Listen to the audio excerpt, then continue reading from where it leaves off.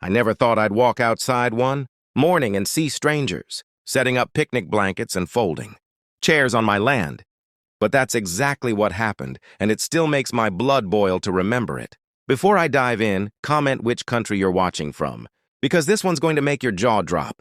It started like any other Saturday. The mountain air was crisp. The smell of pine needles still clung to the ground, and I was planning a quiet morning coffee on my porch. I'd worked hard to buy this property, acres of forested land that gave me peace, and I never liked uninvited company. That peace shattered the moment I heard giggling voices, the sound of bags rustling, and a woman barking orders like she was running an event hall. At first, I thought maybe my neighbor's kids had wandered too far. But when I walked down the dirt path toward the clearing, my stomach tightened. There were at least 15 people scattered around, laying out food trays, balloons tied to branches, and even a big cooler with ice clinking inside. And standing right in the middle of them was Karen, the HOA busybody. She wore her wide-brimmed hat, oversized sunglasses, and that fake smile she always used when she wanted to get away with something. "Oh, good, you're here," she chirped when she spotted me. "We figured you wouldn't mind us using this space. It's so much prettier than the public park." My jaw dropped. She wasn't asking permission. She was announcing it like it was her right. I clenched my fists, trying to stay calm, but inside, anger burned hot. "Karen," I said, keeping my voice low but steady, "this is my private property. You can't just walk in and—" She cut me off with a dismissive laugh. "Don't be dramatic. You own too much land for one person. The community should be able to enjoy it too. Besides, this spot was perfect for our picnic." I scanned the crowd, realizing all eyes were on me. Mothers were unpacking sandwiches. Kids ran around kicking a soccer ball dangerously close to my fence line. One even picked up a stick and started banging it against a tree I'd planted last year. The disrespect was suffocating. My pulse pounded louder with each second. I tried reason. "Karen, you didn't ask me and you can't stay here." "This isn't public. It's trespassing," she smirked, tugging her sunglasses down just enough so I could see her eyes, sharp and daring me to push further. "Trespassing? Oh, please?" "What are you going to do? Call the cops on kids eating sandwiches? You'd look like a monster." The people around her laughed nervously, some avoiding eye contact, others nodding in agreement. My chest tightened with frustration. They didn't know the truth. They didn't realize that behind the heavy-gated enclosure at the edge of the clearing, I kept something very real, very legal, and very dangerous. 2 massive grizzly bears, licensed under wildlife permits, lived in that enclosure, and Karen's little community picnic was set up dangerously close to it. I looked at the chain-link fence, sturdy but not invincible, and felt a chill run through me. The bears were dozing now, but they were unpredictable, and they hated loud noises. The soccer ball bounced again, this time thudding against the fence, and I saw one of the grizzlies stir, its heavy body shifting, a low growl rumbling in its throat. My heart skipped a beat. If Karen thought I was bluffing about the danger, she was about to learn the truth in the worst way possible. The growl was low, but it rolled across the clearing like thunder. Instantly, my stomach knotted and I froze where I stood. Most of the picnic crowd didn't notice, still laughing and unwrapping sandwiches, but a few parents stiffened when they heard it.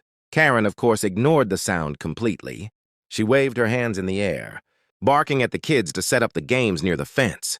"Plenty of space over there," she called out, pointing directly at the one place they shouldn't go. My palms were damp, my heart hammering as I stepped forward, my voice sharper this time. "Karen, you need to move everyone back, now!" Her head snapped toward me, annoyance flashing in her eyes. "Excuse me? This is my event. You don't get to order people around." She strutted closer, trying to tower over me even though she barely came to my shoulder. "If you don't want to join in, fine. Go back to your little cabin and let us enjoy the day." The arrogance in her tone was unbearable. Behind her, one of the kids kicked the soccer ball again. Harder this time, and it slammed against the chain link with a metallic clang. That was enough. One of the grizzlies rose to its feet, towering, its massive head swinging toward the commotion. The sound it made wasn't a growl this time. It was a roar, deep, guttural, and terrifying. The laughter died instantly. Parents grabbed their children, spinning around to locate the noise. Karen's smile faltered for the first time, but she quickly masked it with a laugh that sounded forced. It's nothing, just some big dog. Probably, she said, though her eyes darted nervously toward the fence. I stepped between her and the group, my voice steady but carrying the weight of truth. That's not a dog. That's a grizzly bear. 2 of them, actually. And you've parked your little picnic right against their enclosure. Gasps rippled through the crowd. One man dropped his paper plate, his sandwich landing in the dirt. A mother clutched her toddler so tightly the child began to cry. Karen let out a shrill laugh, waving dismissively, but her voice wavered. You're bluffing. Nobody keeps bears. That's illegal. I squared my shoulders, my eyes never leaving hers. It's not illegal when you have a state wildlife permit. And I do. Those bears are mine.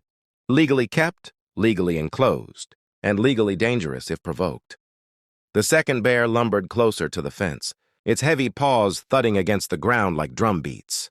The picnic group slowly backed away, murmurs spreading like wildfire. Karen's cheeks flushed, her mouth opening and closing like she was trying to find a comeback but couldn't. The crowd's attention shifted away from her and locked onto the enormous beasts now fully awake and pacing behind the fence. Tension rippled through the clearing. The bears huffed, tossing their massive heads, and the smell of damp fur and musk carried through the air. I raised my hands to calm the panicked voices around me. Nobody run. Nobody scream. Just back away slowly. A boy's lip trembled as he clutched his father's hand, and the man nodded quickly, tugging him toward the trail. One family left their cooler behind in their rush, ice cubes scattering across the grass. Karen, desperate to regain control, shouted over them. Don't listen to him. He's just trying to scare us. They're behind a fence, for crying out loud. Nothing's going to happen. Her voice cracked at the end, betraying her fear. But the crowd wasn't convinced anymore. They were seeing the danger with their own eyes, and the balance of power was shifting. Karen's voice was trembling, but she kept shouting, desperate to hold on to control she never had. Everyone calm down. He's making this a bigger deal than it is. Bears, really? They're just for show. But before she could finish, one of the grizzlies slammed its massive paw against the fence, rattling the metal with a force that made the ground shake. The sound was deafening, and several people screamed. The soccer ball, now wedged against the wire, was crushed in an instant by the bear's claws, popping like a balloon. That was all it took for the picnic to unravel. Parents scrambled, dragging their kids, tripping over blankets and coolers in their rush to escape. The carefully set tables collapsed in chaos. Karen stood frozen, her hands clutching her sunglasses as if they were the last piece of her composure. I stepped toward her, my voice low but cutting. Do you see now, Karen? This isn't a game. You trespassed on land you had no right to be on, and you put your whole group in danger. Her lips pressed into a thin line, but I saw the flicker of panic in her eyes. The crowd wasn't listening to her anymore. They were looking at me, some nodding, others muttering about calling the police. A man with a red baseball cap spoke up, his voice sharp. You should have asked before bringing us here. This isn't safe. My kids could have been killed. His words struck the crowd harder than mine ever could. Heads turned toward Karen, judgment written all over their faces. The weight of their stares broke her.